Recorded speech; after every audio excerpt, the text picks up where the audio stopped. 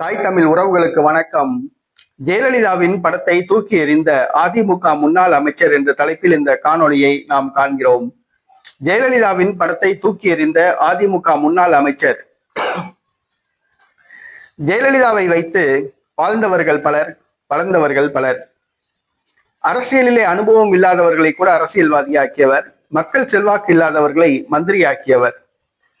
செல்வி ஜெயலலிதாவால் பல லட்சக்கணக்கான மக்கள் பயன்பெற்றனர். அதே நேரத்தில் அதிமுகவை சார்ந்தவர்கள் பலர் கோடீஸ்வரர் ஆனார்கள், சொத்து சேர்த்துள்ளார்கள், சொத்து குவித்துள்ளார்கள். அந்த வகையில் முக்கியமானவர் செங்கோட்டையன்.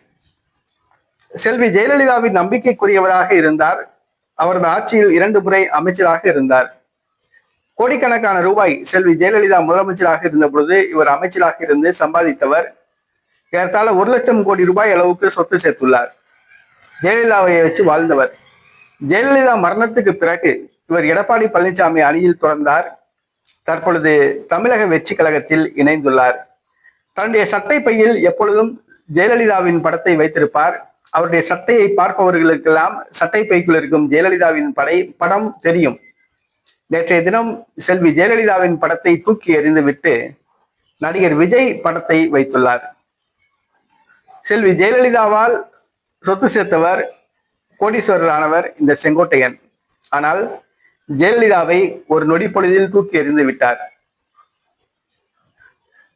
தன்னுடைய அரசியல் எதிர்காலம் கருதி தமிழக வெற்றி கழகத்தில் இணைந்தார். ஆனால் தன்னை வளர்த்து ஆளாக்கிய அந்த அம்மாவை இவர் தூக்கி வீசிவிட்டார். இதுதான் அரசியல்வாதிகள், சந்தர்ப்பவாதிகள், சுயநலவாதிகள் என்பதை காட்டுகிறது. நன்றி மறந்தவர்கள் என்பதனை காட்டுகிறது.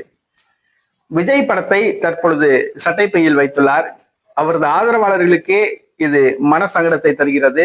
அதிமுக தொண்டர்கள் மிகுந்த வருத்தத்தில் உள்ளனர்.